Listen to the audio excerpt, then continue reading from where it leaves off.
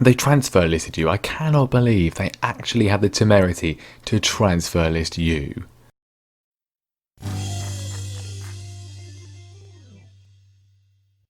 Hello and welcome back to more Careering Onwards with me, Mr. Grand 2 here at Bayern Munich. And yeah, I mean, he's really good in the Ricardo records. I cannot believe, I cannot fathom it at all. As we saw last time, he's having his best season at Bayern Munich. He's been here for quite a while now. Not since Ajax has he had these numbers.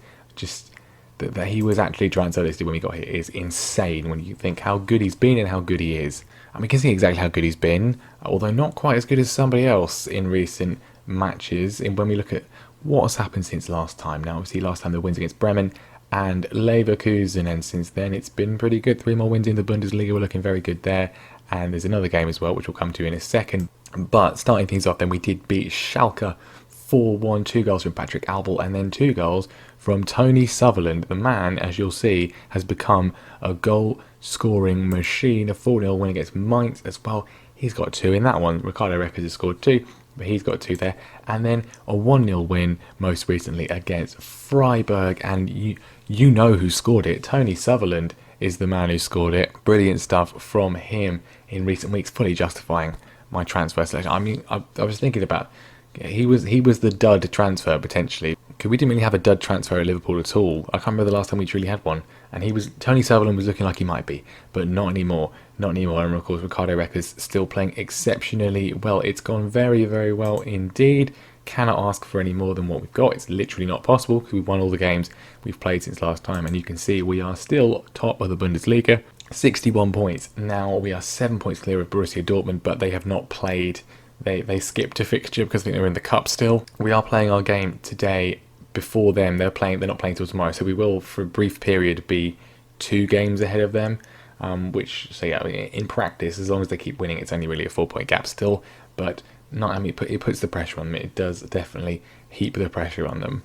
So that's going well. We will also be concluding our Champions League first knockout round tie against AZ Alkmaar today. The second leg of that is going to come up. And as you can see, it was a 1-1 draw in the first leg. We took the lead through Patrick Albel, looking really good. And then they got a penalty in the final minute of injury time. And they did indeed score it, which is very irritating. But there we go. At home, in the second leg, you would back us to probably do it. But they are quite good, as we've seen. They're currently leading the Eredivisie. They've won it a couple of times over the save. Roberto Mancini in charge of them now. So yeah, doing pretty well. Hopefully we can see them off though. But first of all, it will be Hertha Berlin. You may have heard of them. They are the enemy of the people, of course.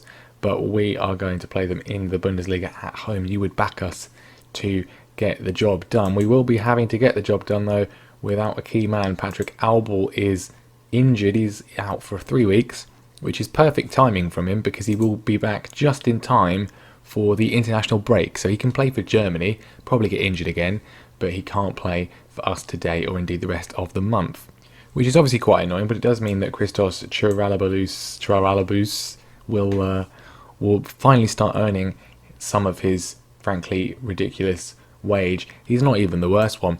I never really looked at it, but I was checking. Lorenzo Colombo, who did play, he scored a couple of goals. He's been okay when he's played. He's on 400 grand a week. 400 grand a week. I'm not sure what he's really done to justify that. I mean, he was pretty good in his first few seasons here, but if we're here next season, he's going in the summer because that's just insane. Similarly, Rutkowski and Niedzikowski, who neither of whom play because they're pretty bang average. I mean, Niedzikowski's a good defender, but he can't pass, which for me is a big no-no. And then Rutkowski he's good, but he's not anywhere near as good as Antonio Jack or Falkenberg, so he's obviously not going to be starting. They're both on over 300 grand a week, which is just insane. And we're going to get rid of Marcus Antonio. This is the problem. This is why we don't have any money, because of ridiculous contracts like this. Anyway, the rest of the team is going to be the same. It's going to be Raul in goal, Rafinha, Reiter, Lupi and Moraldi the defence, Falkenberg, Jack and Marcus Antonio the midfield. Sutherland on the left-hand side doing a good job. Reckers, of course, up through the middle. And then, yeah, Charalabous, he's very good. He is very good. He's definitely good, but he's just not quite as good as Patrick Albel. And Hertha Berlin do still have one real player, a lot like us, really, in the starting lineup. Itzaren is, well, of course, a player many of you will have encountered. He's been here for a while since joining from PSV. He's not really moved about all that much. But he's up front for them. They've also got Ioannidis, who is all right. We should be winning this one pretty comfortably, you would expect, at home. Can we get a good early lead? We did actually go into the lead in the first half in the game recently. Not from that highlight. Klaus is going to play the goal kick out, and we're looking to try and get it off him, and we have done from the back. Moraldi racing forwards, beats his man, puts the ball in. It's come all the way back to Antonio. Rafinha instead has a little bit of space. He goes for the shot himself, and it's tipped for a corner. We've got a free kick on the edge of the area. This is prime Antonio territory, and he delivers. Marcus Antonio is going to be missed if we're still here next season. Sometimes this game's very irritating that he just refused to sign a new contract and then is gone. But I mean, I should have extended his contract in the summer, really, shouldn't I? That was probably a stupid thing for me. I don't like doing that when I first joined a club, though, because if he'd been rubbish, then that would have not worked. But he's got another assist because he's not rubbish. He's very good. And look who scored. It's complete non-flop. Tony Sutherland, 8th of the season for him. He's on absolute fire. I mean, we've got the European Championships coming up, so he wants to be in the squad. I've obviously said it a few times, but yeah, we've got an embarrassment of riches with England in terms of the attacking department. Antonio lines it up again. He's got another one. Can we cancel his transfer to Inter Milan? Can we just buy his contract out that he's signed from them? Can we pay them to keep the player who is already here? Can we do that? Sutherland scored as well. It's another assist from Antonio. I mean, Hertha Berlin, they're being destroyed. I was going to talk about England for a second. That's gone. We just scored 2 goals in the meantime. Antonio and Sutherland are absolutely loving life here today. It's another corner. Antonio puts it in, and this time at least Klaus, he saves it, which is a relief for him, although he's given the ball straight to Reta, and Sutherland gives it to Rafinha, who cuts inside, and it's a wild shot. Can we just not have any more highlights for a second? I'm going to talk about England for a minute. There's another highlight. Moraldi to Reckers, he's been fouled, but Moraldi's got it back. Sutherland doesn't quite get a hat-trick. What I was going to say about England is we have a ridiculous embarrassment of riches, which Tony Sutherland is, of course, a huge part of, in terms of the attacking areas of the pitch. Midfield is okay, but not great. And then defence is just terrible. I did say last time, Fikayo Tomori has not played a single game for Chelsea this season. He still starts for England because there's no better centre-backs. It's very strange. But we got a penalty. Antonio gets a hat-trick. It's 5-0. We've definitely raced into the lead in this first half. That is for sure. No 0-0 at half-time here today. Hertha Berlin they're completely done, really, aren't they? What has been a theme, it happened against Freiburg, it happened in a few of the other games as well, and it's happening here today, is we are very, very good at just restricting the opposition to doing nothing. We did it quite a lot at Liverpool, especially towards the end of our time at Liverpool, but it wasn't ever quite this dramatic. The last few games have all pretty much been no shots on target, and in some cases no shots at all from the opposition, or at least very, very few. We're not been quite as prolific in terms of goal scoring as we have been as we have been today, though. Right, hour gone. I've gone down to a standard tempo. We're gonna just make some changes. Antonio's going to come off because he is so important to the team. We cannot afford for him to get injured. It's a shame he's leaving in the summer, and given how good goal scoring form he's in, we'll take off Tony Sutherland because he's probably going to get injured the moment he has a chance to, and we'll take off Jack as well. Right, they're gone down to 10 men. Loris Scalacci, which is, that's just a classic FM name. I'm just going to shove together 2 surnames from existing French players and pretend it's a real human name. Chiralabous, there we go. He scores, viewers, he's scored. It's his second of the season. I don't remember the first, but this one was pretty good. It's 6-0. It's been one-sided, and with this we will be going temporarily, probably, but we will be going 10 points clear of Dortmund. That is obviously very good. In practical terms, it's probably only really 4 points because they obviously have 2 games in hand. But if they slip up at all, the pressure now on them then well, it will just extend the gap. And Hertha Berlin are doing all they can to extend our lead here. Some terrible goal kicks on display, just terrible football on display from them, really. Bibby, it'd be good if he could get a goal. He's not really had much of a chance this season. Rafinha across to Bibby. He's going to take a shot on. Yes, he is. He's going to take a shot on and he's going to score. It's a screamer from Bibby. Brilliant stuff from the Brazilian, who, well, I mean, at least we've got a ready-made replacement for Antonio if he does end up going. He's not quite as good as set pieces, but he can do that. I mean, he's not actually that bad at set pieces. But anyway, Bayern Munich 7, Hertha Berlin 0.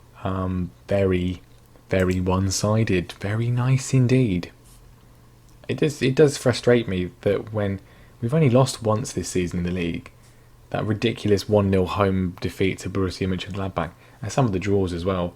If we would potentially have already, well, we wouldn't have won the title, but we'd be pretty far clear if we hadn't mucked that up, given how good we've been the rest of the time. Right, it's going to be interesting to see how Dortmund respond in their first game in hand, and we will make sure everybody's nice and rested. We're playing Alkmaar in just the 3 days, and as you've seen from that screen, we're going to be without Kjetil Falkenberg. He is, unfortunately, suspended for this one, but at least it's probably for the best that he's only suspended for this one rather than for any quarter-final matches. Right, Dortmund away at Leipzig. Tricky game for them. Could be a chance for them to drop some points. They've been very good for the most part, though, so I think it's pretty much unlikely, but maybe Leipzig can get a draw or something. No, viewers, not at all. We've cut away from it, but it was a 4-0 defeat. I mean, the game very helpfully just decided to cut away from it at the key shot moment. I mean, come on, guys. But yeah, it was not a draw. It was a win for Dortmund, 4-0, pretty brutal, and that was one of the best opportunities for them to maybe drop some points for the rest of the season. They've still got to play, obviously, us again, but that is at home for them. They've got to play Schalke. They have not. I mean, it's not going to be easy for them to drop points. We need to be on our game. And we've got a youth intake. We've got this guy, Francis Armour. He's okay, maybe. Not. I mean, at this stage, we're not here to develop youth players or anything like that. We're here to win some trophies, and then we're off to well, hopefully somewhere in Spain, Italy, or France. But we do want to be getting through to the Champions League quarterfinals as well. Winning in this one, that's what they want us to do. That's the minimum expectation. And given how we have failed to meet that with our performance in the DFB Pokal, then we need to be doing it in this one. Now, obviously, Albel's still injured. Falkenberg, as we said, is suspended. I'm going to play Bibby there, actually. We did that before. He did play really well there. He's not a natural in defensive midfield, but he's got that creative ability that sort of suits the role quite well. And we've got so many other defensive midfielders, but I just don't really like them very much, and most of them don't like me at this stage. But that is the only change. Everyone else keeps their place out of that glorious win against Hertha Berlin. Now, Alkmaar do have quite a few Dutch veterans who you might encounter in your save. They've got Myron Badu, for example, Windal as well. He's not on the bench, but they've got Tion Koopmeiners as well, but none of them really in the starting lineup, apart from Gudmund, I don't, who knows. He's all right, I guess. Nothing too crazy. And Potjes up front. He's not too bad, but not quite our level. He's only 18, so could be pretty amazing. And then Jelle Pronk on the left. Nothing to write home about. You would expect us to win this one pretty comfortably. The fans are expecting. They've just seen 7 goals at the weekend, and they would like to see 7 more. Of course, obviously, I'm not rotating, which is probably a mistake. Antonio puts the free kick in, and Reckers has scored inside 3 minutes, pretty much. Well, on 3 minutes. He didn't actually. He didn't score in the preview. He didn't score any of the 7 goals, did he? I'm not sure. I genuinely can't remember. I don't remember him scoring, but he scored today. So yeah, could maybe have rotated for this. It's obviously a risk going forwards, but I think this. I don't trust the depth at all. These are our best players, really. And now, obviously, given the fact we got the away goal and now we've got the lead here, it's pretty good. Although if they score, they've hit the crossbar, then they need a goal. So that would have been a little bit nervy. Second goal would sort of settle the nerves completely. Rafinha can't quite get there. Sutherland can't quite get there. Been mugged off by 3 players. Hardly seems fair. That's a terrible pass though. Reck has played it back and Chiralabu's cracked it against the crossbar. So we both hit hit the old woodwork in this one. That was a very weird highlight. Good decision from Eckers in the end, but unfortunately didn't result in a goal. But we are still leading 1-0, 2-1 on aggregate with that away goal in our back pocket, which means we're looking pretty good. Another goal would put us in a very strong position. Right, time is disappearing. Obviously not anywhere near the number of goals we saw against Hertha Berlin. We've got one, and it may be one and done. Although an equaliser for AZ Alkmaar would force extra time. Time is going here. We're going to take off Jaralabous, and we're going to take off Tony Sutherland as well, because they're both getting a bit tired. And Bibby as well. He's playing his heart out, bless him. We're going to take him off for Zeba. And I think that's probably going to be that. Not particularly action-packed. All the action was in the Hertha Berlin game, but the job has been done. We have beaten AZ Alkmaar 1-0. Not to be sniffed at. They are a good side. We've seen that at the top of the Eredivisie. And we are through to the Champions League quarter-final. Now, unfortunately, we won't find out who we're going to be playing today, because the draw's not going to be for quite a while. We're in the first round of fixtures, so the draw will not be till after the Augsburg game, which is a bit unfortunate. But it's going to be scheduled in and around the Köln game, which is intriguing. It depends who we get, really. Might have to be quite a long. I mean, we've got Dortmund there. We could potentially do, well, a 4-game one and then just sort of cut out the Köln game. That might be what we have to do.